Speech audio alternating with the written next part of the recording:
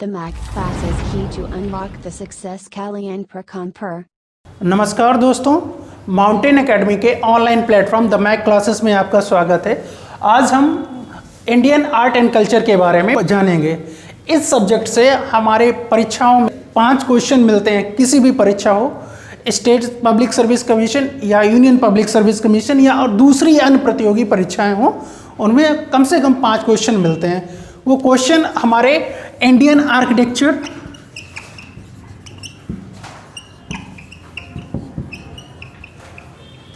Indian architecture से संबंधित हो सकते हैं, इंडियन परफॉर्मिंग आर्ट से संबंधित हो सकते हैं, इंडियन पेंटिंग से संबंधित हो सकते हैं, इंडियन रिलीजियस फिलॉसफी से संबंधित हो सकते हैं।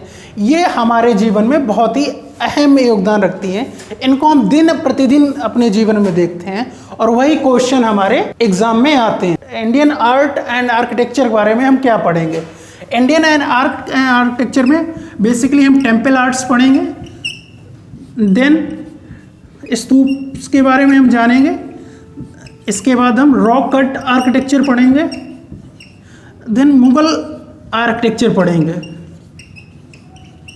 अब ये टेम्पल आर्किटेक्चर बेसिकली होता है क्या? बेसिकली ओवरऑल इंडिया का जो टेम्पल है वो 3 पार्ट्स में डिवाइड है, Vesara style, Nagara style and Dravidian style. ये हर एक रीजन के हिसाब से अलग अलग बटे हुए हैं। दूसरा स्तूपा बेसिकली एक बुद्धिस्ट रिलीजन से संबंधित है, इसके अलावा और कुछ नहीं है। वो स्तूप जो मॉन्क थे उनकी अस्थियों पे बने हुए एक बिल्डिंग है और वहाँ पे उनकी पूजा करी जाती है, उनकी याद करी जाती है। रॉक कट आर्किटेक्चर ये सबसे पुराना है और इसमें आदिकाल में मानव यहीं पे रहते भी थे, पहाड़ों को काटकर वो आर्किटेक्ट मतलब कि बनाते थे मंदिर। और दूसरा लास्ट है मुगल आर्किटेक्चर। मुगल काल में यानी कि इंडिया का सबसे स्वर्णिम पीरियड है जिसमें ये आर्किटेक्चर हमारा बहुत अच्छी नई ऊंचाइयों तक पहुंचा। इंडियन एंड आर्ट कल्चर में अभी हमने इंडियन आर्किटेक्चर के बारे में पहले देखा, अब हम इंडियन परफॉर्मिंग आर्ट्स के बारे में जानेंगे। इंडियन परफॉर्मिंग आर्ट्स होती क्या? सौंदर्यतापूर्वक मनुष्य के अंगों का या मनुष्य के भावों का प्रदर्शन। वो मनुष्य के भाव कौन कौन से होंगे? वो भाव शांति, रुद्र, भयानक, हास्य, करुणा, श्रृंगार, वीर, अद्भुत। ये जो 9 भाव हैं, इन्हें हम 9 रस के नाम से भी हम जानते हैं। इन्हीं को हम डांस, ड्रामा, म्यूजिक के रूप में सोसाइटी में प्रदर्शित करते हैं। अब हम यहाँ जानेंगे कि ये भरत मुनि कौन थे। भरत मुनि जिन्होंने नटशास्त्र लिखा। नटशास्त्र में डांस, ड्रामा और म्यूजिक के बारे में बहुत विस्तृत रूप से और कोडिफाइड रूप से लिखा गया है। यह नटशास्त्र आदिकाल का सबसे प्रथम ग्रंथ है जिसमें डांस, ड्रामा और म्यूजिक के बारे में वर्णित किया गया है। अब ये डांस क्या होता है? संगीत के धुन पर अंग का संचलन डांस कहलाता है, नृत्य कहलाता है। नृत्य अगर हम इसको देखेंगे कब इसकी उत्पत्ति हुई, नृत्य की उत्पत्ति के बारे में कोई फिक्स नहीं है, कभी कह नहीं सकते कि पर्टिकुलर टाइम पीरियड में नृत्य की उत्पत्ति हुई। हम ये मानते हैं कि नृत्य की उत्पत्ति आदमी के मनोरंजन के लिए करी गई है और इसको हम बेसिकली 2 रूप से मतलब कि देखते हैं। एक क्लासिकल नृत्य, दूसरा फ्लोक नृत्य। मतलब कि क्लासिकल डांस मतलब कि शास्त्रीय नृत्य और फ्लोक मतलब कि लोक नृत्य। लोक नृत्य मतलब कि जो आम जनमानस की भावनाओं को प्रदर्शित करता है। शास्त्रीय नृत्य मतलब कि जो एक बड़े वर्ग मतलब कि अमीरों का नृत्य, एक साधारण भाषा में बोला जाए तो वो है।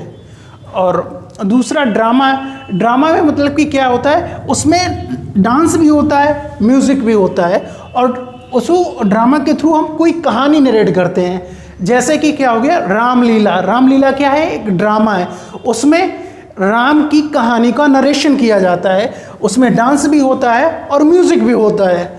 और म्यूज़िक क्या है?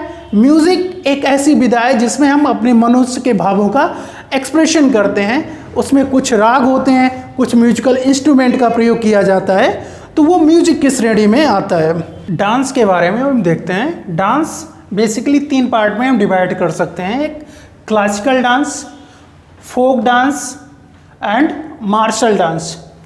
अब क्लासिकल डांस, अब कौन से डांस क्लासिकल डांस होंगे इसका निर्धारण कौन करेगा? इसका निर्धारण करने के लिए भारत में मिनिस्ट्री ऑफ कल्चर के अंतर्गत एक संस्था है जिसका नाम है संगीत नाट्य अकादमी। ये संगीत नाट्य अकादमी जो है ये शास्त्रीय नृत्य का निर्धारण करती है। इन्होंने 8 नृत्य को शास्त्रीय संगीत का दर्जा दिया गया है।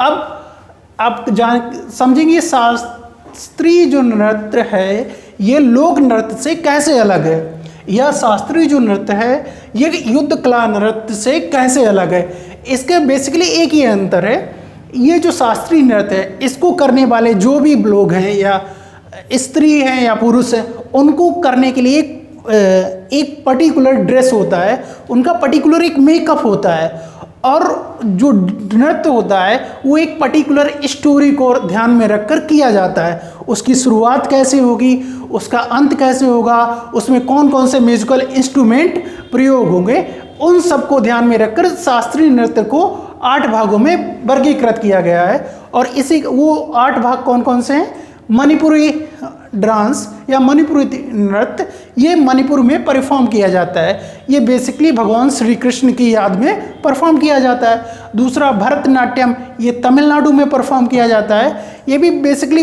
रिलीजियस डांस है जो मंदिरों में परफॉर्म किया जाता था। इसको रिवाइव किया है रुक्मिणी देवी अरुंडेल ने।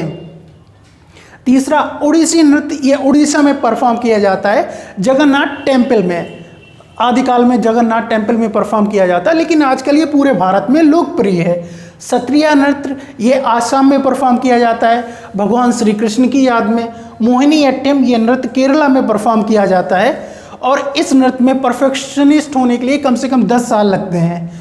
कुचिपुड़ी नृत्य, ये नृत्य आंध्र प्रदेश में परफॉर्म किया जाता है। कथकली नृत्य केरला में परफॉर्म किया जाता है। कथक नृत्य नॉर्थ इंडिया में परफॉर्म किया जाता है। ये सभी नृत्य एक किसी पर्टिकुलर स्टोरी को ध्यान में रखकर क्रमबद्ध तरीके में उस स्टोरी को नरेट करते हैं। दूसरा नृत्य का टाइप है फोक डांस। फोक डांस मतलब कि लोक नृत्य। इनको परफॉर्म करने का कोई भी पैटर्न नहीं होता है, ये कहीं भी शुरू हो जाते हैं। जैसे कि भांगड़ा हो गया, भांगड़ा होने के लिए कुछ नहीं चाहिए होता है, एक म्यूजिक की बीट चाहिए होता है और लोग परफॉर्म करना शुरू कर देते हैं।